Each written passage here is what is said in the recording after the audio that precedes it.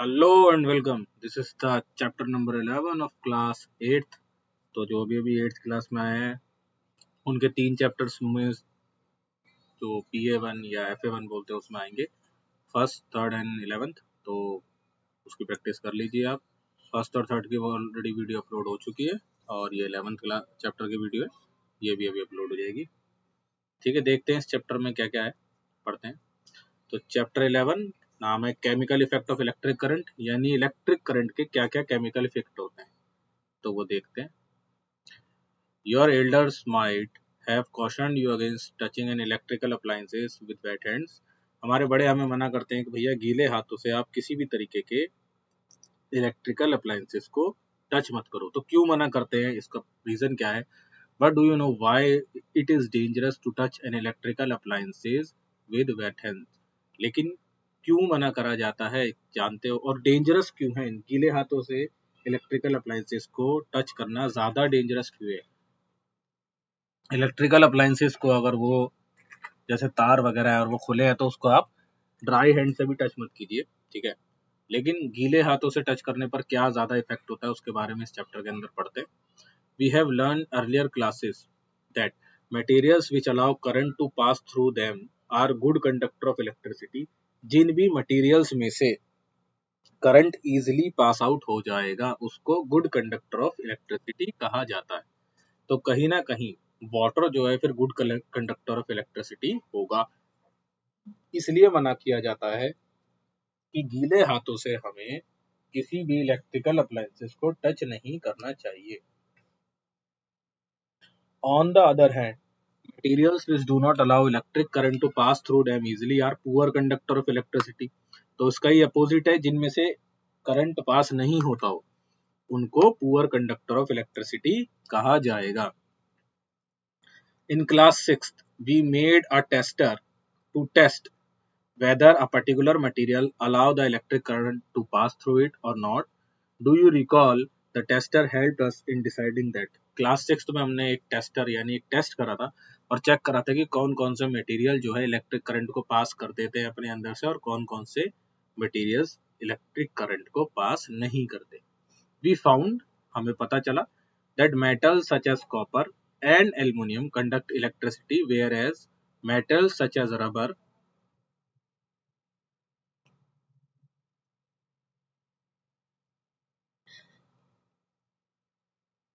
plastic and wood do not conduct electricity.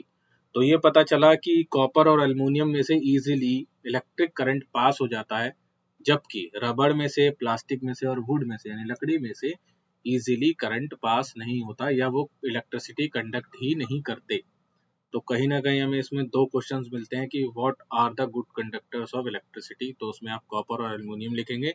Bad conductor of electricity are rubber, plastic and wood. तो एक question आपका यही बनता है।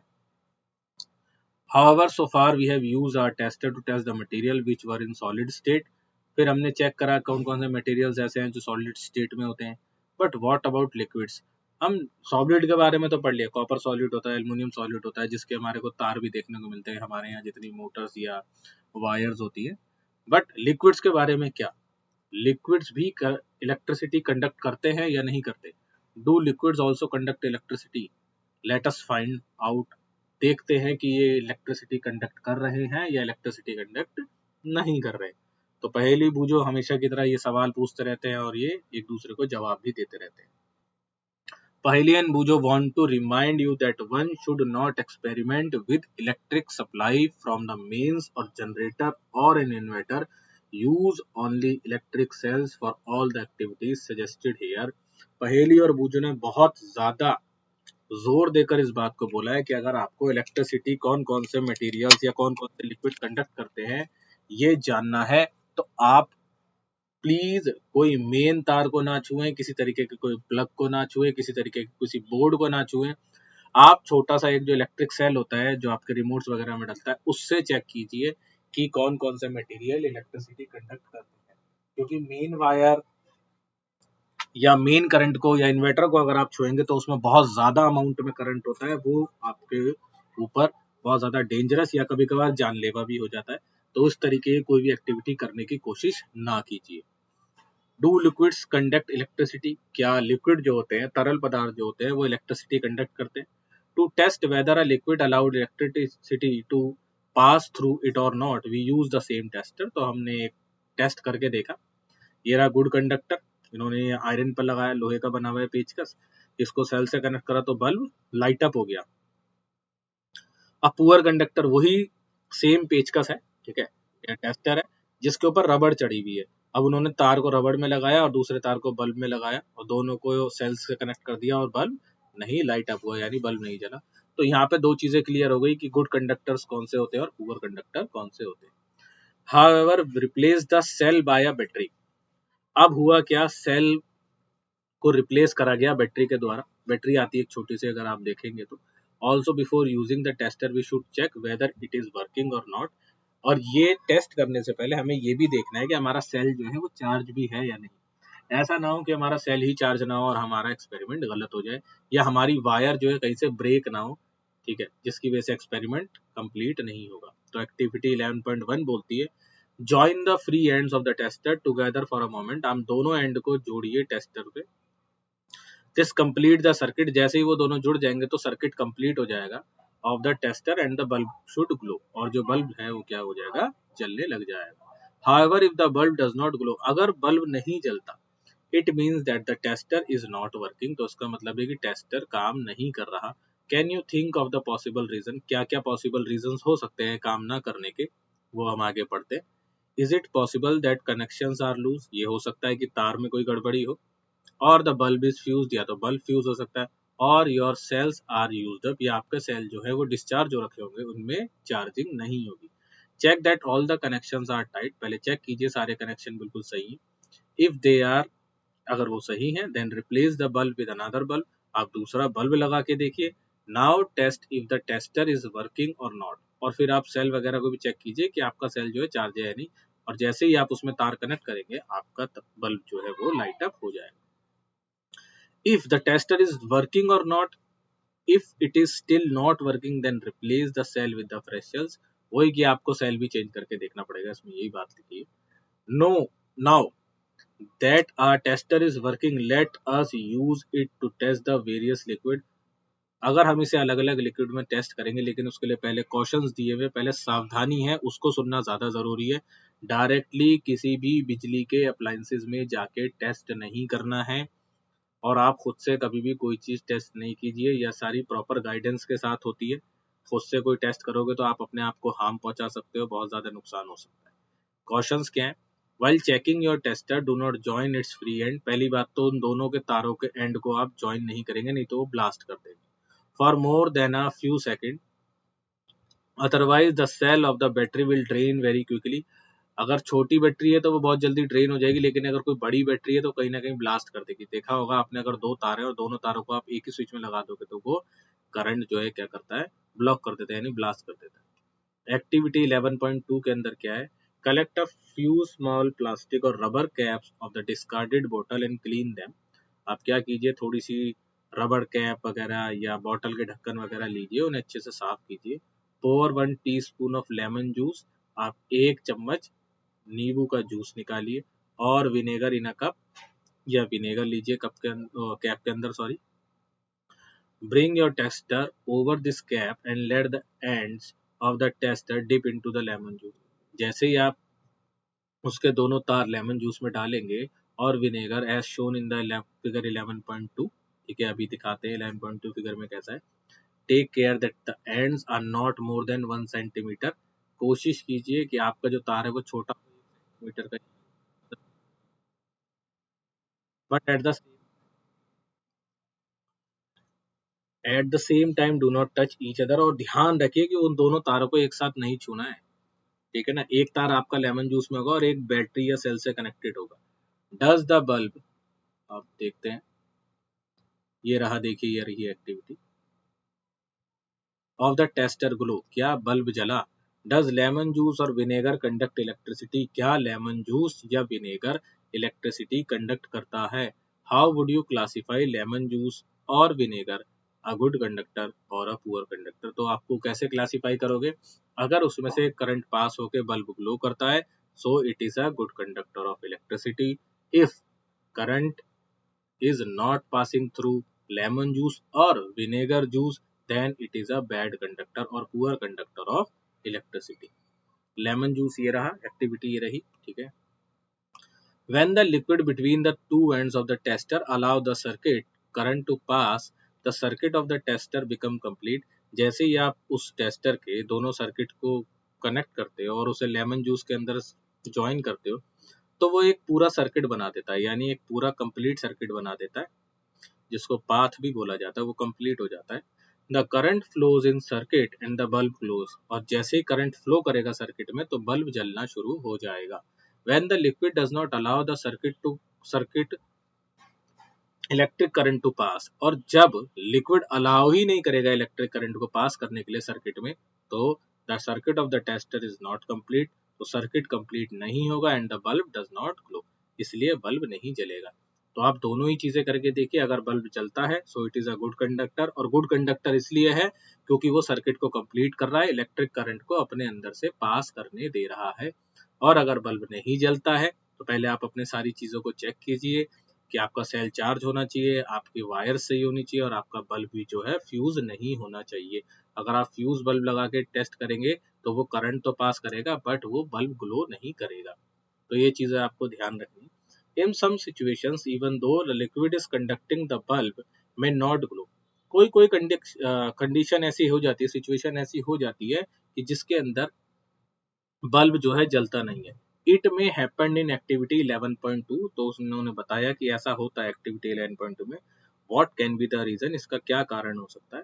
Do you remember why the bulb glow when the electric current pass through it, क्या आपको याद है कि बल्ब क्यों जलता है अगर उसमें से इलेक्ट्रिक करंट पास होता है.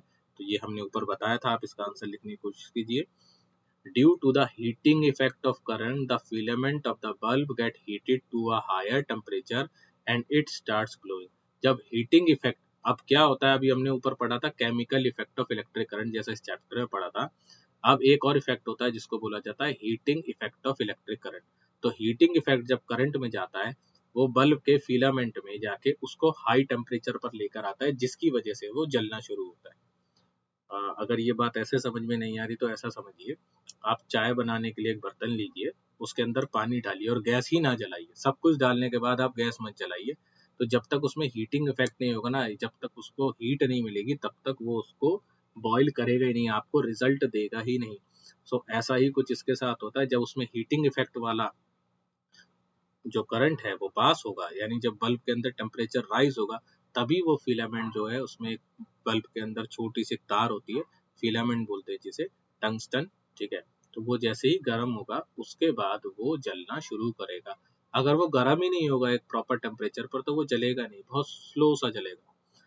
However, if the current through a circuit is too weak, अगर करंट ही बहुत स्लो है, यानी आपका बल्ब बहुत ज्यादा हाई वॉट का है और आप उसमें बहुत लो वॉट का करंट अप्लाई कर रहे हैं, तो वो कहीं ना कहीं नहीं चलेगा.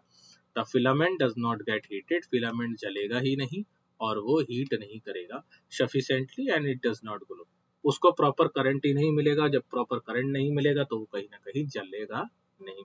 तो कुछ चीजें हमें ध्यान रखनी है, हम बहुत ज्यादा हाई वॉट की बैटरी भी ना लें, बहुत ज़्यादा हाई वॉट का तार भी ना लें और बहुत ज़्यादा हाई वॉट का बल्ब भी ना लें. हम लो वॉट की सारी चीज़ें लेंगे ताकि हम लोग एक्टिविटी को आराम से परफॉर्म कर सकें. And why is the current in the circuit weak, और करंट सर्किट में कमजोर क्यों हो जाता है. Well, through a metal material में कंडक्ट इलेक्ट्रिसिटी, इट में conduct it as easy as metal. जो भी मेटल आप लोग है ना, मेटल में इजीली कंडक्ट हो जाती है इलेक्ट्रिसिटी, आराम से पास आउट हो जाती है. As a result the circuit of the tester may be complete and yet the current through it may too weak to make the bulb glow. Tester की मदद से सर्किट तो कंप्लीट हो रहा है लेकिन करंट इतना ज्यादा लो है कि वो बल्ब को जलने के लिए प्रॉपर अप्लाई नहीं हो पा रहा, क्योंकि बल्ब को जलने के लिए जितना टेम्परेचर जितनी करंट चाहिए वो वहां तक पहुंचा ही नहीं पा रहा. Can we make another tester which can detect a weak current, वो कहते हैं क्या हम कोई एक और टेस्टर बना के देखें जिससे ये पता चले कि करंट कितना वीक है. We can use another effect of an electric current to make another kind of tester, हम एक और इफेक्ट देखते हैं इलेक्ट्रिक करंट का एक और टेस्टर की मदद से. Do you recall that electric current produce a magnetic effect? क्या आपको पता है या तुम्हें याद है कि इलेक्ट्रिक करंट की वजह से मैग्नेटिक इफेक्ट भी आता है? अगर नहीं है तो आपके घर में जो पेचकस या टेस्टर होगा, अगर आप उसको थोड़ी सी देर या कोई नट्स वगैरह को खोलेंगे, उसको करंट को देंगे, तो वो चार्ज हो जाएगा। जैसे ही वो चार्ज होगा तो वो आपके जो पेच होते हैं, जो नीचे जो आपके स्क्रूज रखे हुए, वो टेस्टर से चिपक जाएंगे। वो कहीं ना कहीं magnetic effect of electric current का एक बहुत अच्छा एग्जाम्पल है। तो अभी तक हमने 3 इफेक्ट पढ़े हैं। First, chemical effect of electric current, first question है आपका। Second one is what are bad conductor and good conductor of electricity, name some bad conductor and good conductor। ठीक है, और एक क्वेश्चन मैं आपको बताता हूँ, why do we wear rubber gloves when we touch electrical appliances? अगर हम इलेक्ट्रिकल अप्लायंसेस का कोई काम कर रहे हैं, रिपेयरिंग कर रहे हैं, तो हमें रबर ग्लव्स क्यों पहनने चाहिए? And next question is heating effect of electric current. And next question अभी जो हमने पढ़ा है, what is magnetic effect of electric current? What happens to a compass needle kept nearby when current flows in a wire? क्या होगा compass की सुई के साथ जब हम उसको जहां से करंट फ्लो कर रहा हो उसके पास लाके रखेंगे? Even if the current is small, चाहे करंट कितना भी लो हो, the deflection of the magnetic needle can be seen. आप देखोगे आपके मैग्नेट की नीडल जो है वो हिलने लग जाएगी। Can we make a tester using the magnetic effect of current? क्या हम टेस्टर बना सकते हैं इस चीज को यूज करके, magnetic effect of electric current को? लेट अस फाइंड आउट, देखते हैं कैसे। You may use N LED in place of an electric bulb. आप ये देखिए, छोटे से बल्ब लीजिए, बल्ब आपको मिल जाएंगे, इनसे आपको करंट भी नहीं लगेगा। Of figure 11.2, LED glows even when a weak current flows through it. आपने देखा होगा आपके जो घर में जो छोटे मोटे जो रिमोट्स वगैरह होते हैं उसमें इस तरीके की एलईडी लगी होती है, यानी उन्हें बहुत लो अमाउंट का करंट चाहिए होता है इसको ग्लो करने के लिए, तो आप ये वाले एलईडी ले सकते हैं। There are two wires called leads. दो तरीके की वायर होती हैं जिसको लीड्स बोला जाता है, ये आपका क्वेश्चन है। What are leads? Attached to an LED, जो किससे अटैच होती है? एलईडी से। One lead is slightly longer than the other, एक लीड थोड़ी लंबी बनाई जाती है दूसरी लीड के मुकाबले। Why we make a lead longer than the other? हम एक लीड को दूसरे वाली से बड़ा क्यों बनाते हैं? तो उसका भी रीजन अभी नीचे मिलेगा। Remember that while connecting to a circuit, the longer lead always connected to the positive terminal। इसलिए बनाया जाता है ताकि कनेक्ट करने वाले को ये पता रहे कि जो लंबी लीड है वो पॉजिटिव टर्मिनल में लगाई जाएगी और जो छोटी वाली लीड है वो नेगेटिव टर्मिनल में लगाई जाएगी। तो इसका आंसर आपको नीचे ही मिल गया है। The battery and the shorter lead is connected to the negative terminal of the battery. तो शॉर्टर लीड को हम किसमें लगाएंगे? नेगेटिव टर्मिनल में लगाएंगे बैटरी के। ठीक है ना, प्लस माइनस उसके ऊपर लिखा हुआ था, आप देख सकते हैं। चलिए आगे देखते हैं। तो ये रहा, take the tray from inside a discarded match box. आप क्या कीजिए, जो मैच बॉक्स के अंदर जिसमें तीलियां होती हैं वो लीजिए। Wrap an electric wire a few times around the tray, उसके ऊपर 3-4 इलेक्ट्रिक वायर से लपेट दीजिए, मतलब एक ही वायर के कम से कम 3-4 रोल लपेट दीजिए। Place a small compass needle inside it, उसके अंदर एक छोटी सी कंपास की नीडल रखिए। Now connect one free end of the wire to the terminal of battery, और जो वायर के दो एंड होंगे तो उसमें से एक फ्री एंड को आप किससे कनेक्ट कीजिए? उसको आप कनेक्ट कीजिए बैटरी से। Take another piece of wire connected to the terminal of the battery, और जब दूसरा जैसे ही आप कनेक्ट कर देंगे बैटरी से तो वो नीडल जो है डिफ्लेक्ट होना शुरू हो जाएगी, हिलनी शुरू हो जाएगी। Join the free ends of the two wires momentarily, आप एक साथ या अलग अलग उसको जैसे कनेक्ट करेंगे तो आप उसके अंदर हरकत देखेंगे कि कहीं ना कहीं कंपास की नीडल जो है वो हिल रही है। The compass needle should show deflection, compass की नीडल जो है डिफ्लेक्शन शो करेगी। Your tester with two free ends of the wire is ready, आपका टेस्टर तैयार हो चुका है। ठीक है ना। Now repeat activity 11.2, using this tester do you find a deflection in the compass needle the moment you dip the free ends of the tester in the lemon juice, same चीज आप lemon juice जो आपने पहले वाली activity में बनाया था उसमें अगर आप डालेंगे टेस्टर को, तो भी आपकी कंपास की निडल जो है डिफ्लेक्ट करेगी, क्योंकि उससे ये पता चलता है करंट चाहे कितना भी लो हो तो वो पास आउट हो रहा है। कंपास की निडल इसके लिए हेल्पफुल होती है। तो ये भी एक क्वेश्चन है कि what is the need of compass for checking electric current, की क्या जरूरत है कंपास निडल की इलेक्ट्रिक करंट को चेक करने के लिए, ठीक है ना। Take out the end of the tester from the lemon juice, dip them in water and then wipe them dry. आप उसके जो एंड्स हैं उसको निकालिए टेस्टर के लेमन जूस में से, डिप देम इन वाटर, उसको पानी में डालिए, and then wipe them dry, और उसको वापस से सुखा लीजिए। Repeat the activity with other liquids, और अलग अलग लिक्विड्स में आप डाल के देखिए, जैसे आपका टैप वाटर, पानी से जो आता है आपके घर में, ठीक है ना, वेजिटेबल ऑयल में डालिए, मिल्क में डालिए, हनी में डालिए। Remember to wash and wipe dry the ends of the tester after testing each liquid, और जितनी बार भी आप डालेंगे ना किसी लिक्विड में, तो जैसे ही आप उस लिक्विड में से निकालें, या तो आप वायर चेंज कर लें या आप उसको बहुत अच्छे से साफ कर लें, क्योंकि अगर उसमें थोड़ा भी अमाउंट ऑफ लिक्विड रह जाएगा, फॉर एग्जांपल आपने पानी में डाला और पानी में डालने के बाद आपने उसे साफ नहीं करा, और आप उसको अगर किसी दूसरे लिक्विड में डालेंगे तो पानी के अमाउंट की वजह से वो करंट को फ्लो करने देगा, तो कहीं ना कहीं आपका आंसर इसमें गलत भी हो सकता है। In each case, observe whether the magnetic needle shows deflection or not. और आप देखिए कि कौन कौन से केस में मैग्नेटिक नीडल जो है वो डिफ्लेक्ट कर रही है और कौन से केस में मैग्नेटिक डिफ्लेक्ट नहीं कर रही। Record your observation in table 11.1, और आप 11.1 जो ऊपर टेबल है ये देखिए, सॉरी नीचे जो टेबल है ये देखिए, उसके अंदर लिखिए लेमन जूस में कंपास निडल हिलती है तो गुड कंडक्टर, विनेगर में हिलेगी तो लिखिए, टैप वाटर में हिलेगी तो लिखिए, वेजिटेबल में अगर आपका काम करती है यस लिखिए, उसमें लिखिए। ये सारी की सारी आप लिखिए, और भी इसमें आप 2-3 लिक्विड्स भर सकते हैं अपने हिसाब से। From table 11.1 we find that some liquids are good conductor of electricity and some are poor। और 11.1 में हमें पता चला, टेबल जब हम इसको भरेंगे, कि कुछ तो जो है बहुत अच्छे कंडक्टर होते हैं इलेक्ट्रिसिटी के, कुछ बहुत बेकार कंडक्टर ऑफ इलेक्ट्रिसिटी होते हैं।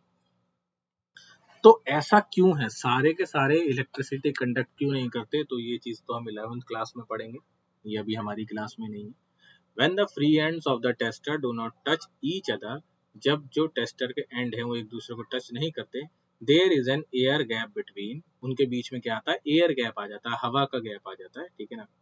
पहेली knows that air is a poor conductor of electricity, Paheli जानती है कि एयर जो होती है पुअर कंडक्टर ऑफ इलेक्ट्रिसिटी होती है, और ये बहुत इंपॉर्टेंट बात है। अगर air poor conductor of electricity नहीं होती, तो जैसे ही इलेक्ट्रिसिटी आप मतलब एटमॉस्फेयर में किसी भी चीज से कनेक्ट करेंगे तो वो तुरंत एक दूसरे को कनेक्ट कर जाती है और आपको बहुत तेज झटके लगने के चांसेस होते हैं।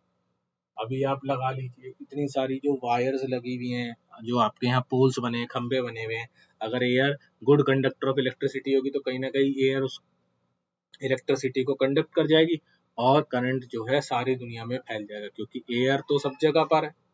But she has also read that during the lightning and electric current pass through air। अब वो कंफ्यूज क्यों होती है कि जब लाइटनिंग यानी जब बिजली कड़कती है तब इलेक्ट्रिक करंट जो होता है पास हो जाता है एयर में से।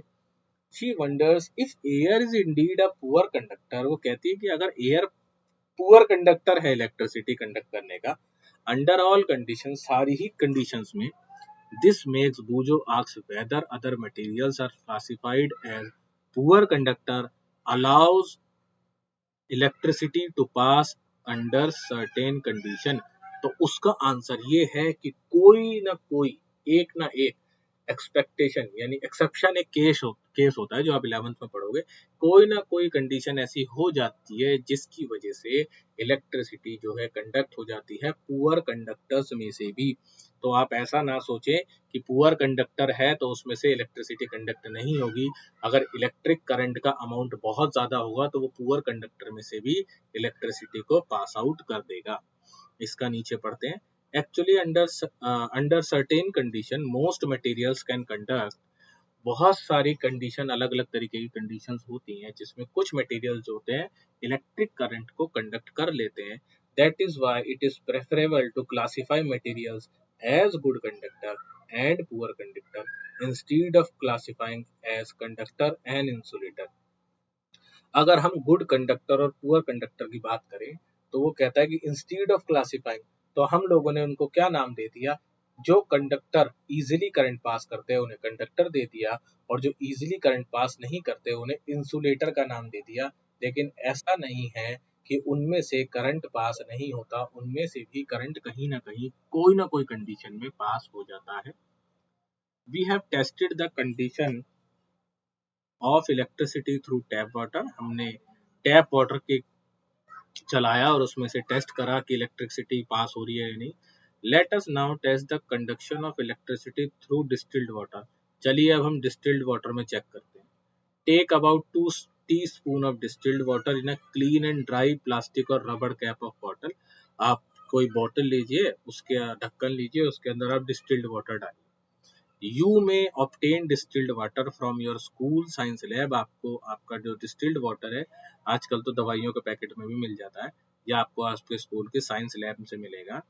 यू में also get distilled water from a medical store, जैसा कि इसमें लिखा हुआ है, हमने पहले बता दिया, और अ डॉक्टर और अ नर्स, या आप किसी से ला सकते हैं। डिस्टिल्ड वाटर कोई हार्मफुल नहीं होता, तो इसलिए कोई घबराने की बात नहीं है। Use the tester to test whether distilled water conduct electricity. आप टेस्टर को डालिए टेस्ट करने के लिए कि डिस्टिल्ड वाटर इलेक्ट्रिसिटी कंडक्ट करता है या नहीं। व्हाट डू यू फाइंड, आपने क्या जाना। Does distilled water conduct electricity. Now dissolve a pinch of common salt in the distilled water, again test, what do you conclude this time. और आप क्या कीजिए, अब आप थोड़ा सा चुटकी भर नमक जो है उस डिस्टिल्ड वाटर के अंदर, थोड़ा सा पानी होगा तो थोड़ा सा नमक डाल के उसको मिक्स करिए, और आप चेक करिए क्या इसमें से इलेक्ट्रिसिटी कंडक्ट हो रही है या नहीं। When salt is dissolved in the distilled water, we obtain salt solution. जब हम salt को distilled water में mix कर देंगे तो वो salt solution बन जाएगा, और जैसे ही हम उसमें नमक ऐड कर रहे हैं ना तो वो salt solution बन गया है, और salt solution बनते this is a conductor of electricity. वो क्या बन गया है, कंडक्टर बन गया है, किस चीज का, इलेक्ट्रिसिटी का, यानी वो कहीं ना कहीं इलेक्ट्रिसिटी कंडक्ट कर रहा है। The water that we get from sources such as taps, hand pump, wells and ponds is not pure. जो पानी हम टैप से लेते हैं, हैंडपंप से लेते हैं, कुओं से लेते हैं, तालाब से लेते हैं, वो पूरी तरह प्योर नहीं होता। इट में contain several salts dissolve in it. उसके अंदर भी कहीं ना कहीं स्मॉल अमाउंट में सॉल्ट मिला हुआ होता है। Small amount of minerals salts are naturally present in it. और हर पानी में मिनरल्स एडेड होते हैं पहले से ही। दिस वाटर इज दस अ गुड कंडक्टर ऑफ इलेक्ट्रिसिटी। इसलिए ये वाटर जो होते हैं गुड कंडक्टर ऑफ इलेक्ट्रिसिटी होते हैं। ऑन द अदर हैंड, और दूसरी तरफ, distilled water is free of salt. Distilled water में कोई भी सॉल्ट नहीं होता, so it is a poor conductor of electricity. इसलिए वो पुअर कंडक्टर ऑफ इलेक्ट्रिसिटी होता है। Small amount of mineral salt present naturally in water beneficial for human health.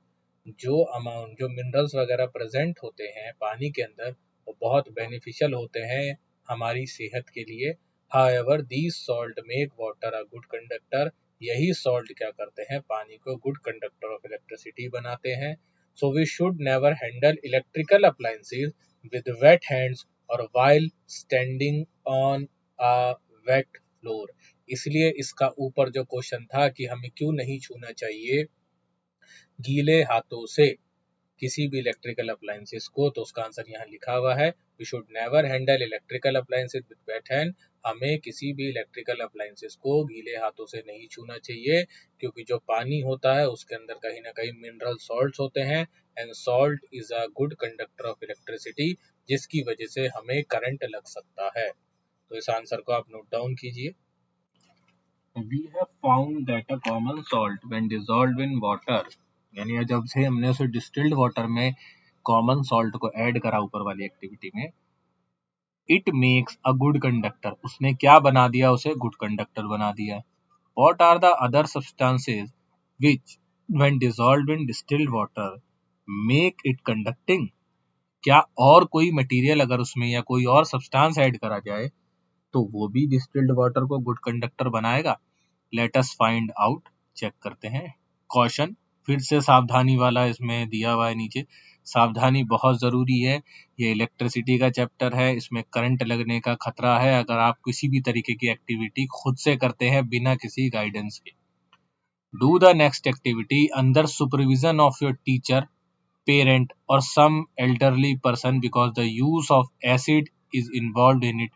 क्योंकि अब जो एक्टिविटी है उसके अंदर एक तरीके का एसिड है जिसका हम यूज कर रहे हैं, तो आप इस तरीके की एक्टिविटी को टीचर के, पेरेंट्स यानी माँ बाप के, या किसी भी बड़े भाई बहन की गाइडेंस में कीजिए।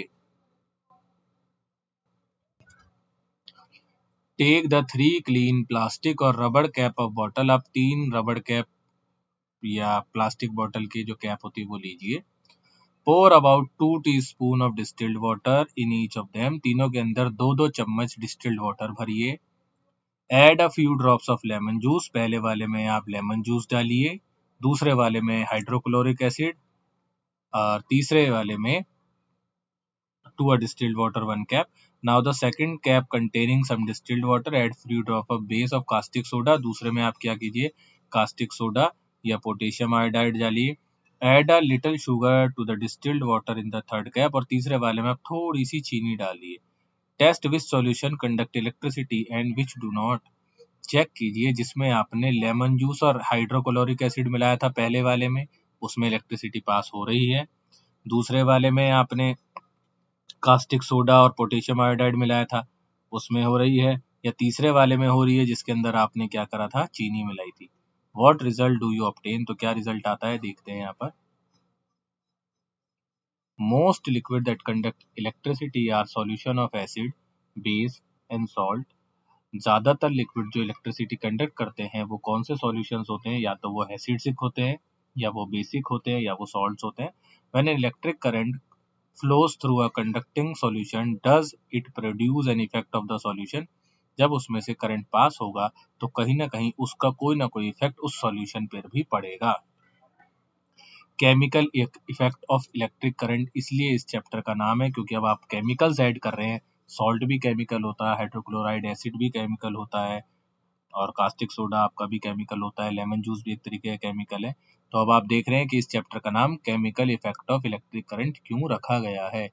इन class 7th we have learn some effect of electric current, can you list these effect.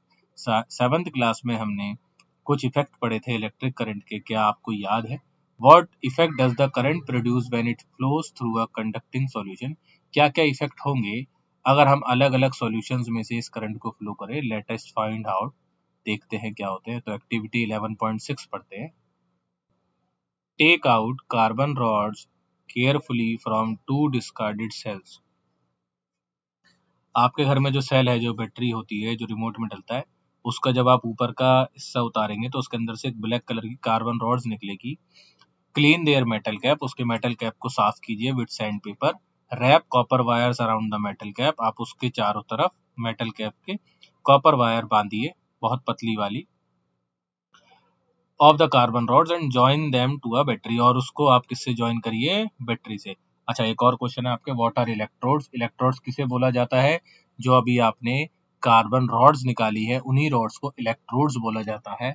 Instead of, ये देखिए यहाँ पे लिखा हुआ है कार्बन रॉड, ये रही, मेटल कैप ये रहा, ठीक है ना, ये दूसरी कार्बन रॉड है और ये वाटर में, और ये क्या जुड़ी हुई है इसमें, वायर लगी। तो लिखा हुआ है passing current through water, current pass हो रहा है पानी के थ्रू। अच्छा, instead of carbon rod you may take 2 iron nails about 6 centimetre long. अगर आपके पास कार्बन रॉड नहीं है तो आप 2 कीले भी ले सकते हैं 6 सेंटीमीटर लंबी। Pour a cup of full water in a glass plastic bowl, आप क्या कीजिए, किसी प्लास्टिक के बोल में 1 कप पानी डालिए। एड अ टी स्पून, क्या लिखा, add a teaspoon full of salt और a few drops of lemon, आप क्या कीजिए, थोड़ा सा उसमें नमक मिलाइए और कुछ बूंदे जो हैं लेमन जूस की उसमें मिलाइए। To water to make it more conducting, और इसलिए मिलाया जा रहा है ताकि उसको इलेक्ट्रिसिटी ज्यादा कंडक्ट करी जाए, ठीक है ना, उसकी पावर बढ़ाने के लिए, ऐसा कह सकते हैं। Now immerse the electrodes in the solution, जैसे ही आप उन दोनों रॉड्स को या उन दोनों कीलों को उसके अंदर डालेंगे सॉल्यूशन में, make sure that the metal cap of the carbon rods are outside of the water, जो मेटल की कैप है कार्बन रॉड की वो बाहर होनी चाहिए पानी से। Wait for 3 or 4 minute, observe that the electrodes carefully, और 3-4 मिनट वेट कीजिए और ध्यान से देखिए इलेक्ट्रोड्स को। Do you notice any gas bubble near the electrodes, आप देखेंगे कि इलेक्ट्रोड्स जो है जो आपने कीले डाली है उसके आसपास में छोटे छोटे गैस के बबल्स बनने शुरू हो जाएंगे। Can we call the change take place in the solution a chemical change, जो उस सॉल्यूशन के अंदर जो भी चेंजेस आ रहे हैं क्या हम उसको केमिकल चेंज बोल सकते हैं। Recall the definition of chemical change that you have learn in class 7, जो आपने क्लास 7 में पढ़ा होगा केमिकल चेंज किसे बोलते हैं, उसको याद कीजिए, ठीक है ना। तो उसमें नीचे एक साइंटिस्ट हैं, इनके बारे में हमें पढ़ना है और ये क्वेश्चन है इन साइंटिस्ट का नाम क्या है, ये कब से कब तक पैदा हुए और उन्होंने ये डिस्कवरी कब की। In 1800 a British chemist William Nicholson 1753 से 1815 तक ये जिए, ठीक है ना। 1800 में उन्होंने चेक करा, had shown that if two electrodes were immersed in a water, जब हम इलेक्ट्रोड्स को पानी में डालते हैं, and a current was passed, और उसमें से क्या करते हैं हम करंट को पास करते हैं, bubble of oxygen and hydrogen were produce, उसमें ऑक्सीजन और हाइड्रोजन के जो बुलबुले होते हैं यानी बबल्स हैं वो दिखने लग जाते हैं। Oxygen bubbles are formed on the electrode connected to the positive, oxygen के जो बबल्स होंगे वो पॉजिटिव टर्मिनल में आएंगे, एंड हाइड्रोजन के जो होते हैं वो नेगेटिव यानी दूसरी वाली टर्मिनल में आएंगे। तो ये भी एक क्वेश्चन है कि ऑक्सीजन बल्ब कौन से वाले टर्मिनल में आते हैं और हाइड्रोजन बबल्स कौन से वाले टर्मिनल में आते हैं। तो इस तरीके के सारे क्वेश्चंस को आप लिखते हुए चलिए ताकि आपको बाद में प्रॉब्लम ना हो। The passage of an electric current through conducting a solution cause chemical reaction, जो पास कर रहे हैं ना आप इलेक्ट्रिक करंट को उस सॉल्यूशन के अंदर, उसी को ही उसका कारण ये है कि वो केमिकल रिएक्शन प्रोड्यूस कर रहा है। As a result bubbles of gas may be formed on the electrodes, इसी वजह से आपको बबल्स जो हैं गैस जो बबल्स हैं वो आपको इलेक्ट्रोड्स के पास देखने को मिल रहे हैं। डिपॉजिट ऑफ मेटल में बी सीन ऑन इलेक्ट्रोड्स, और जो डिपॉजिट मतलब बचे हुए जो टुकड़े या हिस्से होते हैं वो आपको इलेक्ट्रोड्स के पास दिखाई देंगे मेटल के। Change of colour of the solution में होकर सॉल्यूशन का कलर भी चेंज होता हुआ आपको दिख सकता है। The reaction would depend on what solution and electrodes are use, लेकिन ऐसा सब में नहीं होगा क्योंकि उन्होंने लिखा है ये डिपेंड करता है कि आप किस तरीके का सॉल्यूशन यूज कर रहे हैं या किस तरीके की इलेक्ट्रोड्स यूज कर रहे हैं। These are some of the chemical effect of electric current, इन्हीं को chemical effect of electric current भी बोला जाता है। तो आपको chemical effect of electric current के अभी तक 2 definitions मिल गई हैं, 2 अच्छे एग्जाम्पल मिल गए हैं। अब बूझो कुछ बोलता है। Boojho decided to test whether some fruits and vegetable also conduct electricity और नॉट, फिर बूझो कहता है कि क्या फलों में से या सब्जियों में इलेक्ट्रिसिटी कंडक्ट हो सकती है या नहीं। He cut a potato into 2 halves, वो एक आलू लेता है और उसको 2 हिस्सों में काट लेता है, and inserted the copper wire of the tester into it, और उसके अंदर क्या करता है वो कॉपर वायर को इंसर्ट कर देता है।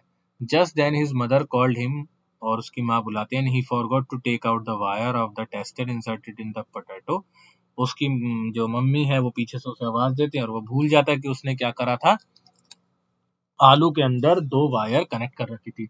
When he came back after half an hour, he noticed that there was a greenish blue spot on the potato around the wire, whereas there was no such spot around the other wire.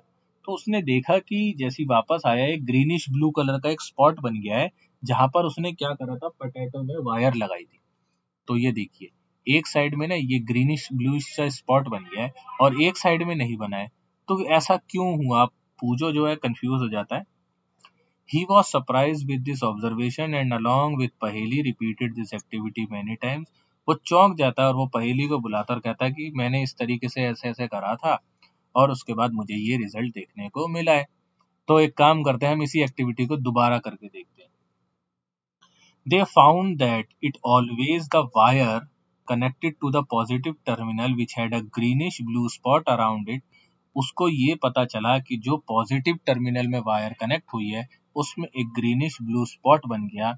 They felt that the discovery was very useful because it could be used for identifying the positive terminal of a cell or a battery concealed in a box. अगर कोई battery या terminal या cell के हमें positive और negative terminal जानने हैं तो हम आलू से ये चीज टेस्ट कर सकते हैं। ये एक तरीके का टेस्टर की तरह यूज हुआ है। तो ये भी आपका क्वेश्चन है, what is the help of potato to test the positive and negative terminal of the wire. तो अगर आपको पॉजिटिव और नेगेटिव टर्मिनल चेक करना है वो भी आलू की मदद से, तो आप कैसे बताएंगे कि ये पॉजिटिव टर्मिनल है या ये नेगेटिव टर्मिनल है। They decided to report their finding a children's magazine। उन्होंने ये चीज अपने चिल्ड्रंस की जो उनकी मैगजीन वगैरह होती होगी उसमें बताया। Remember that Boojho set out to a test whether potato conducted electricity और नॉट। तो बूजो को ये भी पता चला कि पोटैटो जो है इलेक्ट्रिसिटी कंडक्ट करता है या नहीं। What he found was that the current produced a chemical effect in the potato. उसको ये पता चला कि करंट जो है एक तरीके का केमिकल इफेक्ट उसने प्रोड्यूस करा किसके अंदर, पोटैटो के अंदर। To him this was very exciting, उसके लिए ये बहुत एक्साइटिंग था। In fact this is how science sometime works, you are looking for something and you discover something. ऐसा कई बार होता है कि आप साइंस में तो ऐसा होता ही रहता है कि आप बना कुछ रहे हो और आपको रिजल्ट में कुछ और मिल जाएगा। तो कहीं ना कहीं नई डिस्कवरीज जो होती हैं वो इस तरीके से ही पता चलती है। Many important discoveries have been made in this manner. इसी वही लाइन लिखी है कि इसी तरीके से नई नई तरीके की डिस्कवरीज बनी हुई हैं। इलेक्ट्रोप्लेटिंग ये भी बहुत इंपॉर्टेंट चीज है, ये आने वाली क्लासेस में बहुत आता है तो उसको बहुत ध्यान से सुनिए। Electroplating, you know that a brand new bicycle has shiny handlebar and wheel rim। आप ना किसी की नई साइकिल देखिए, या अगर आपके पास भी जब नई नई साइकिल आई होगी तो उसका जो हैंडल का जो बार है ना तो वो बड़ा शाइनी होता है। उसके रिम्स वगैरह जो जहाँ टायर होता है उसमें जो सिल्वर कलर का रिम्स होता है वो बड़ा शाइन कर रहा होता है। However, if these are accidentally scratch, अगर अचानक से या एक्सीडेंटली आपके जो साइकिल है उस पर स्क्रैच पड़ जाता है, the shining coating comes of revealing a not so shiny surface beneath. और अगर जैसे ही उस पर स्क्रैच पड़ता है तो कहीं ना कहीं उसका जो शाइनी सरफेस है वो कैसा हो जाता है, थोड़ा सा डल होना शुरू हो जाता है। You might have also seen women using ornaments. आपने देखा होगा जो लेडीज होती हैं वो गहने पहनती हैं, which appears to be made up of gold, जो ज्यादातर गोल्ड के होते हैं। हाउएवर विद रिपीटेड यूज उन्हें बार बार वो पहनती रहती हैं। The gold coating wears off, धीरे धीरे गोल्ड की जो कोटिंग होती है वो कहीं ना कहीं कम होने लग जाती है। क्यों होती है, रिवीलिंग सिल्वर और सम अदर मेटल बीनीथ, कोई भी चाहे मेटल है उसका जो कोटिंग है वो धीरे धीरे कम क्यों हो जाती है। In both these case a metal has coating of another metal. ऐसा इसलिए हो रहा है क्योंकि एक मेटल के ऊपर क्या कर रखा है उन्होंने, दूसरे मेटल की कोटिंग कर रखी है, यानी दूसरे मेटल को उसके ऊपर चढ़ा रखा है, कोट कर रखा है। Do you wonder how a layer of one metal can be deposit on top of another. क्या आपको पता है कि किसी एक मेटल की जो लेयर होती है वो दूसरे के ऊपर कैसे चढ़ाई जाती है। Well let us try doing it ourself, हम खुद करके देखते हैं ऐसा क्यों होता है। तो नीचे एक्टिविटी 11.7 में दिया है, we will need a copper sulphate and 2 copper plate of size around 10 centimetre into 4 centimetre. ये एक्टिविटी थोड़ी मुश्किल है, ये आप मतलब करिएगा नहीं क्योंकि इसके लिए आपको बहुत सारा सामान चाहिए। आपको 2 कॉपर के प्लेट चाहिए, कॉपर सल्फेट चाहिए। Take 250 ml of distilled water in a clean and dry beaker. आप एक साफ और बिल्कुल सुथरा, एकदम साफ सुथरा सूखा बीकर लीजिए जिसके अंदर आप 250 ml डिस्टिल्ड वाटर डालिए। Dissolve 2 teaspoon of copper sulphate in it, और उसके अंदर आप क्या कीजिए, कॉपर सल्फेट डिजॉल्व करो 2 teaspoon. Add a few drops of dilute sulphuric acid to copper sulphate solution to make it more conducting. उसके अंदर क्या करो, आप सल्फ्यूरिक एसिड भी ऐड करो, उसका भी सॉल्यूशन ऐड करो ताकि वो ज्यादा इलेक्ट्रिसिटी कंडक्ट करने वाला बन जाए। Clean the copper plates with the sand paper, आप कॉपर प्लेट्स को साफ कीजिए सैंड पेपर से। Now rinse them with water and dry them, आप उसको धोइए पानी से और उसको ड्राई कीजिए, सुखा लीजिए। Connect the copper plates to the terminal of the battery and immerse them in copper sulphate solution. Copper plate के टर्मिनल को बैटरी से कनेक्ट कीजिए और उसको कॉपर सल्फेट सॉल्यूशन में डुबाइए। तो क्या होता है वो देखते हैं। A simple circuit showing electroplating, देखिए इलेक्ट्रोप्लेटिंग यहाँ पे दिखाई जा रही है। देखिए ये वायर्स हो गई, ये कॉपर प्लेट हो गई ये दूसरी कॉपर प्लेट है, ये कॉपर सल्फेट सॉल्यूशन है। Allow the current pass for about 15 minutes. Now remove the electrodes from the solution. Look at them carefully. जैसे ही 15 मिनट तक आप करंट पास करेंगे और उसको निकालेंगे और आप ध्यान से देखना, do you find any difference in one of them, क्या आपको उनमें से किसी एक पर कोई फर्क दिखाई देगा? Do you find a coating over it, क्या आपको उसके ऊपर किसी तरह की कोई कोटिंग दिख रही है? What is the colour of coating, उस कोटिंग का कलर क्या होगा? तो ये भी एक नया क्वेश्चन बन गया है कि कोटिंग का कलर क्या होगा अगर आप कॉपर सल्फेट सॉल्यूशन में कॉपर प्लेट को डालते हैं और उसमें से इलेक्ट्रिसिटी पास करते हैं। Note down the terminal of the battery with which each these electrons connected, और आप नोट कीजिए कि आपने कौन से टर्मिनल में कौन से वाले इलेक्ट्रोड को डाला है। After doing the electroplating activity, जब पहली ने इलेक्ट्रोप्लेटिंग एक्टिविटी करी, पहली interchange the electrodes and repeated this activity, पहली ने इंटरचेंज कर दिया, यानी पहली की जगह दूसरी रख दी और दूसरे की जगह पहली रख दी। What do you think she would observe this time? आपको क्या लगता है कि उसको क्या आंसर मिला होगा, इस टाइम पर क्या ऑब्जर्व करा होगा? When the electric current is passed through the copper sulfate solution, the copper sulfate disassociate into copper and sulfate. जैसे ही उसने इलेक्ट्रिक करंट पास करा कॉपर सल्फेट सॉल्यूशन में, तो कॉपर सल्फेट सॉल्यूशन क्या हुआ, दो हिस्सों में टूट गया, कॉपर और sulphate. The free copper gets drawn to electrode connected to the negative terminal, जो फ्री कॉपर थी वो किस तरफ आ गई, नेगेटिव टर्मिनल की तरफ आ गई of the battery and gets deposit on to it, और उसके ऊपर वो क्या हो गई, डिपॉजिट हो गई। But what about the loss of copper from the solution, लेकिन क्या जो कॉपर का जो लॉस हुआ उस सॉल्यूशन में वो क्यों हुआ, किस वजह से हुआ? तो जो इलेक्ट्रिक करंट है ना, उसने कॉपर सल्फेट सॉल्यूशन को दो हिस्सों में तोड़ा, और जो फ्री कॉपर थी वो नेगेटिव टर्मिनल की तरफ गई और वो उससे चिपक गई।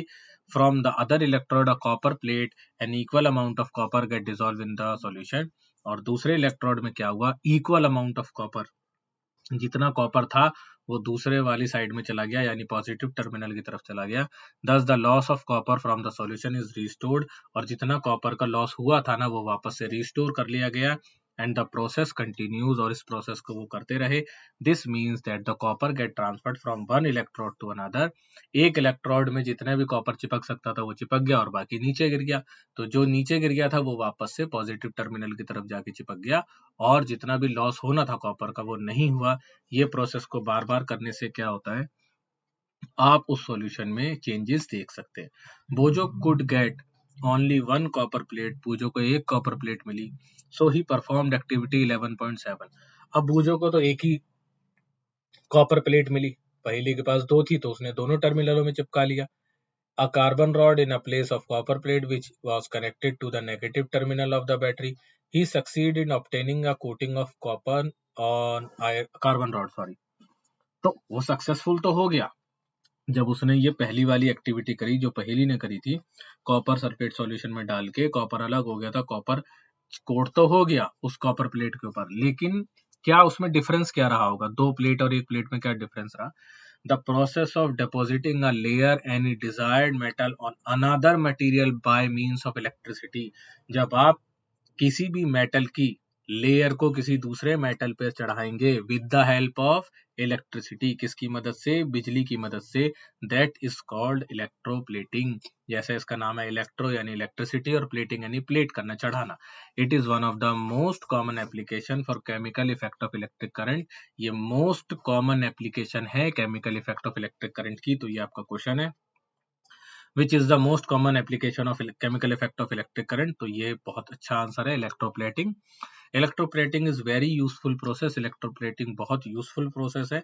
It is widely use in industries for coating metal object, ये इंडस्ट्रीज में यूज करा जाता है जहाँ पे मेटल ऑब्जेक्ट को कोट करा जाता है with a thin layer of metal, बहुत बारीक सी लेयर चढ़ाई जाती है। The layer of metal deposit had some desired properties, हर मेटल की अलग अलग प्रॉपर्टी होती है। Which metal of the object lacks, कोई कोई चिपकाता है कोई नहीं चिपकाता। For example chromium. Plating is done on many object such as car parts, bath taps, kitchen gas burner, bicycle handlebar. वो जो सिल्वर कलर का आपको दिखता है ना, सिल्वर कलर जिसे हम बोलते हैं चांदी जैसा जो कलर होता है, वो एक्चुअली में क्रोमेनियम प्लेटिंग होती है।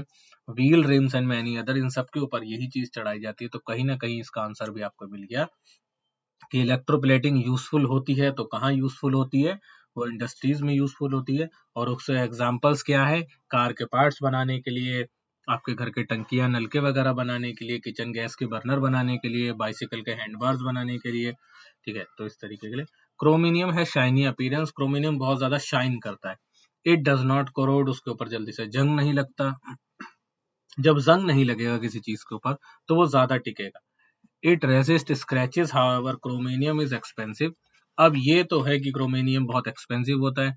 And it may not be economical to make the whole object out of chromium, और ये भी बहुत मतलब महंगा पड़ जाएगा अगर आप पूरा ऑब्जेक्ट क्रोम का बनवाओगे तो क्रोमेनियम की क्या करते हैं, वो लेयर चढ़ा देते। So the object is made from cheaper metal and only a coating of chromium over it deposit. तो हम क्या करते हैं, मेटल कोई और ले लेते हैं और उसके ऊपर उसकी कोटिंग चढ़ा देते हैं, जिसकी वजह से वो मेटल भी जो आर्टिकल है वो सस्ता हो जाता है और उसके ऊपर क्रोमेनियम की लेयर भी मिल जाती है। ज्वेलरी मेकर्स, जो ज्वेलरी बनाने वाले होते हैं, इलेक्ट्रोप्लेट, वो इलेक्ट्रोप्लेट करते हैं यानी चढ़ाते हैं silver and gold on less expensive metal. वो पहले बहुत लेस एक्सपेंसिव मेटल जो होते हैं उनके ऊपर चढ़ाया जाता है और उसके ऊपर क्या करते हैं, वो गोल्ड और सिल्वर की परत चढ़ा देते हैं, जिसकी वजह से वो गोल्ड का या सिल्वर का ऑर्नामेंट माना जाता है। These ornament have appearance of silver और gold but are much less expensive. ये सिल्वर और गोल्ड जैसे तो दिखते हैं, जैसे आपने क्या सुना होगा, आर्टिफिशियल ज्वेलरी आपने देखी होगी इस तरीके की, सस्ती क्यों होती है? वो एक्चुअल गोल्ड ज्वेलरी के कंपैरिजन में सस्ती क्यों होती है? क्योंकि उसके ऊपर कोटिंग होती है। Tin cans are used for storing food. Tin cans वगैरह किस लिए बनाए जाते हैं? ताकि आप खाना रख सके, जैसे आजकल पेप्सी की कैंस वगैरह थी, वो सारी चीजें। Are made by electroplating tin, वो किससे बनती है? इलेक्ट्रोप्लेटिंग टिन से बनती है। ऑन टू आयरन, लोहे के ऊपर चढ़ाया जाता है। Tin is less reactive than iron, tin बहुत कम रिएक्टिव होता है लोहे के मुकाबले। दस the food does not come into contact with the iron, इसलिए जो खाना है वो आयरन के साथ रिएक्शन कर जाता है, बट मोस्टली वो टिन के साथ रिएक्शन नहीं करेगा। इलेक्ट्रोप्लेटिंग की वजह से वो क्या करते हैं, टिन्स चढ़ा देते हैं आयरन के ऊपर। And is protected from getting spoil, और खराब होने से भी बचाने के लिए वो लोग टिन्स में खाने को रखते हैं। Iron is used in bridges, iron यानी लोहा कहाँ इस्तेमाल करा जाता है? पुल बनाने के लिए। And automobile to provide strength, ताकि मजबूत पुल बने, या ऑटोमोबाइल से यानी गाड़ियां वगैरह बनाई जाती है ताकि वो मजबूत हो। So a coating of zinc is deposit on iron, तो हम क्या करते हैं, जिंक की एक छोटी सी कोटिंग यानी एक परत चढ़ा देते हैं किसके ऊपर? लोहे के ऊपर। To protect it from corrosion, ताकि वो जंग से बच जाए। एंड फॉर्मेशन ऑफ रस्ट, ताकि उसके ऊपर जंग ना लगे और वो जल्दी से खराब ना हो, क्योंकि लोहे के ऊपर जब वो जंग लग जाता है तो लोहा कमजोर हो जाता है, लेकिन जिंक की लेयर क्या करती है, उसके ऊपर जंग लगने नहीं देगी, तो वो लोहा कमजोर नहीं होगा, और जब लोहा कमजोर नहीं होगा तो वो ज्यादा टाइम तक चलेगा। In the electroplating factories, the disposal of the used conducting solution is a major concern. Electroplating जो होती है फैक्ट्री में, डिस्पोजेबल जो होता है उनका, ठीक है ना, वो उस सॉल्यूशन का जो क्या करे, उस सॉल्यूशन का क्या इस्तेमाल करे?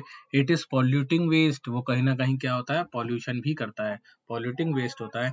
And there are specific disposable guidelines to protect the environment, इसलिए गवर्नमेंट ने कुछ गाइडलाइंस बना रखे कि आप इन डिस्पोजेबल्स को कहाँ पर डिस्पोज करोगे। ये जो आपका फैक्ट्री से वेस्ट निकल रहा है ना, आप इसको कहाँ, डायरेक्ट नदी में डिस्पोज नहीं कर सकते आप।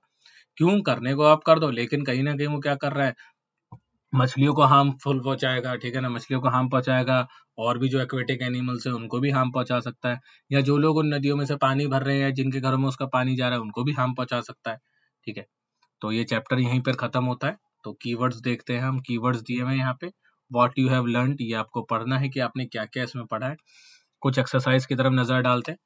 Fill in the blanks, most liquid that conduct electricity are solution of, ज्यादातर लिक्विड जो इलेक्ट्रिसिटी कंडक्ट करते हैं वो कौन से सॉल्यूशन होते हैं? इसका आंसर ऊपर लिखा हुआ है, हमने बहुत अच्छे से पढ़ा था। The passage of an electric current through a solution cause, जो पासेज होता है यानी जो पाथ बना हुआ है इलेक्ट्रिक करंट पास करने के लिए सॉल्यूशन में से, वो कौन सा इफेक्ट देता है, ये भी हमने ऊपर पढ़ा है।